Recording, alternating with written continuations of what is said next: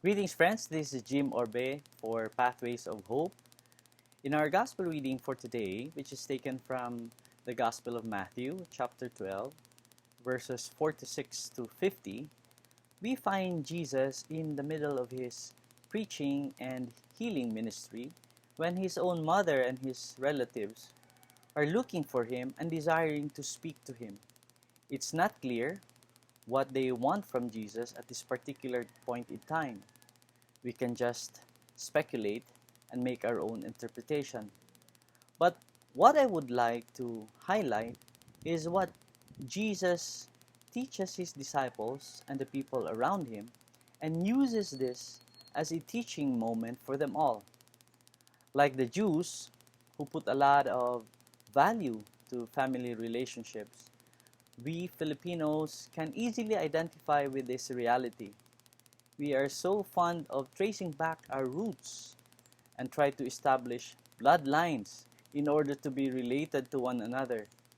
We even put family ties over country and sometimes compromise our own moral values just to please a family member. But here, we find Jesus calling for a new spiritual family in relationship to him and his Father, united in the defining characteristic of Jesus' life and ministry, that is, obedience to the will of the Father in heaven. If we recall in other parts of the Gospel, Jesus also said that not all who call him Lord, Lord can enter the kingdom of heaven, but he who does the will of the Father and obeys his commandments. In the previous verse, in verse 33, Jesus said that the tree is known by its fruit. And we also have a similar understanding of this reality.